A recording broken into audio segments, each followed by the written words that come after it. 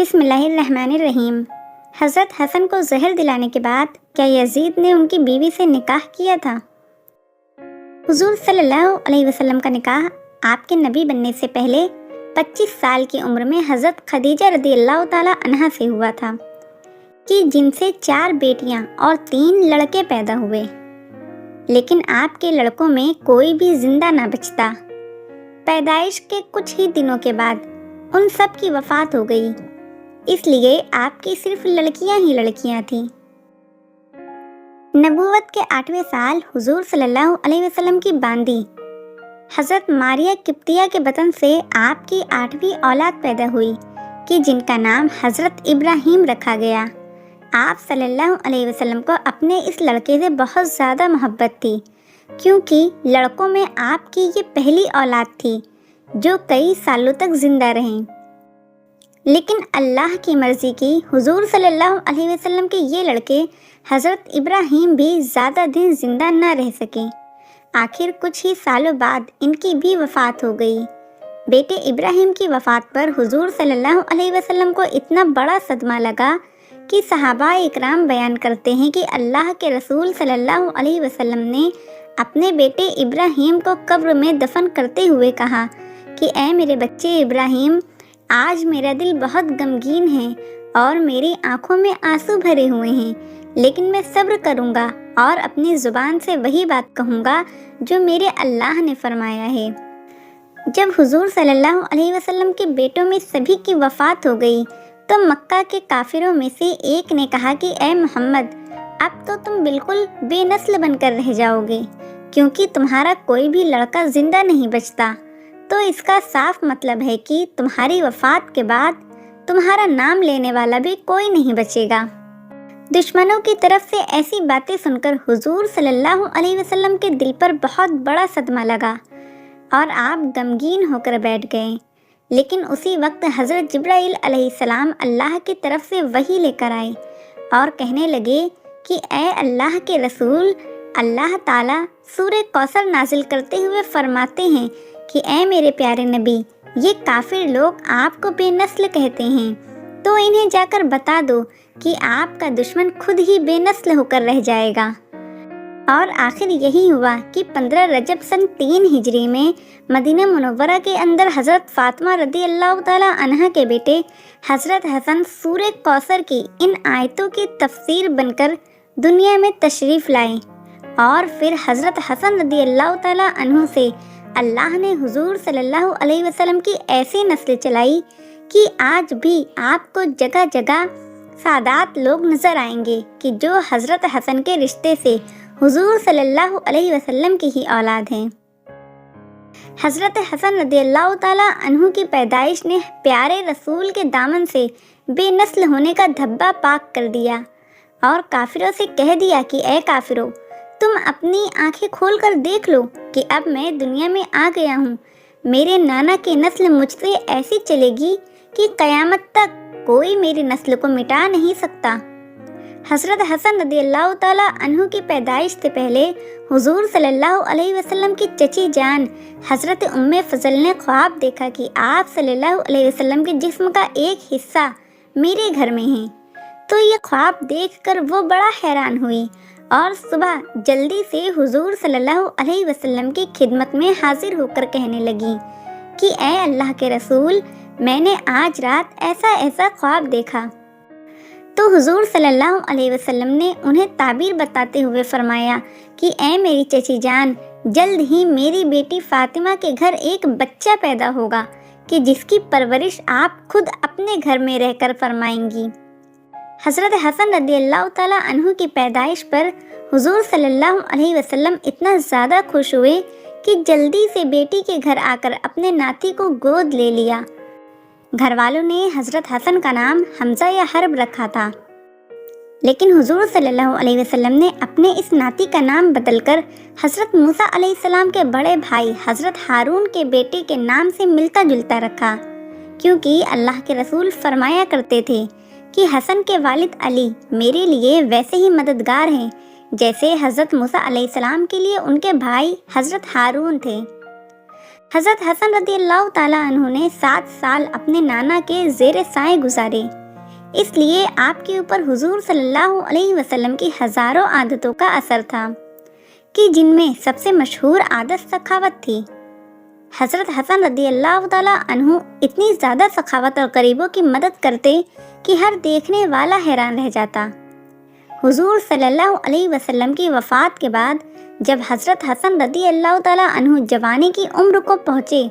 تو ایک بار وہ راستے سے کہیں جا رہے تھے کہ اچانک انہیں ایک غلام نظر آیا۔ اس غلام کے ہاتھ میں ایک روٹی تھی۔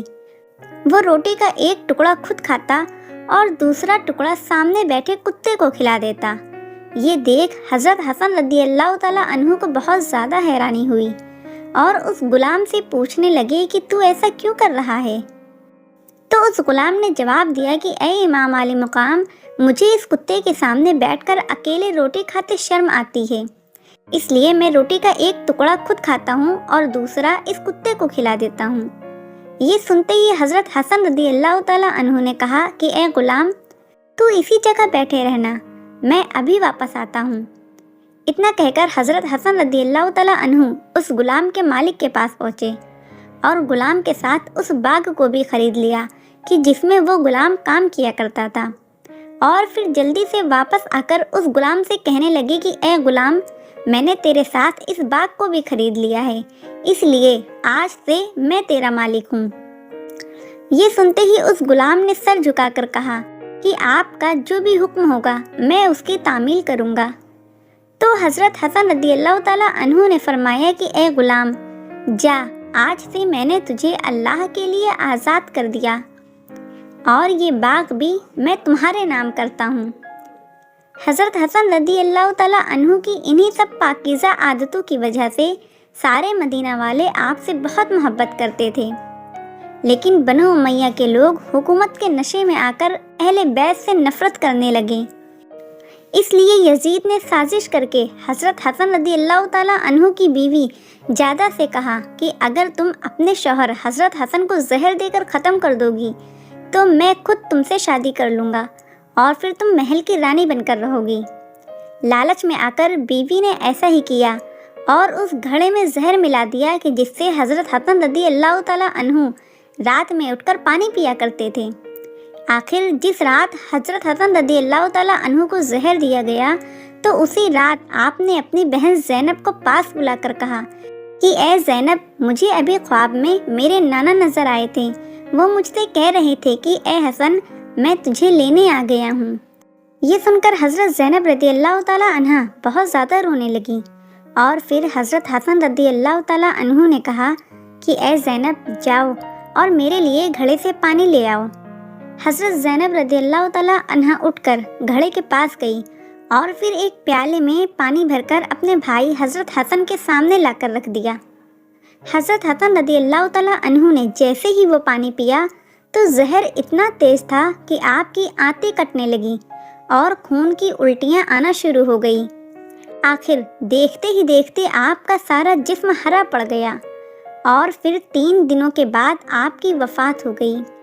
وفات کے بعد بنو امیہ والے حضرت حسن رضی اللہ تعالیٰ عنہ کے جنازے کے سامنے تلوار لے کر کھڑے ہو گئے اور کہنے لگے کہ ہم حسن کو نبی کے بغل میں دفن نہیں ہونے دیں گے۔ قریب تھا کہ بنو امیہ اور مدینہ والوں کے بیچ ایک جنگ چھڑ جاتی،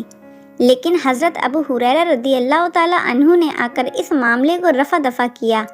اور شام ہوتے ہوتے حضرت حسن رضی اللہ تعالیٰ عنہ کو ان کی امی کے بغل میں جنت البقیع کے اندر دفن کر دیا۔ حضرت حسن رضی اللہ تعالیٰ عنہ کی وفات کے بعد ان کی بیوی جادہ یزید کے دربار میں گئی اور کہنے لگی کہ اب آپ اپنے وعدے کے مطابق مجھ سے شادی کر لیں، لیکن یزید نے اپنے ایک وزیر کو پاس بلا کر کہا کہ جاؤ اور خزانے سے 1,00,000 درہم لے آؤ۔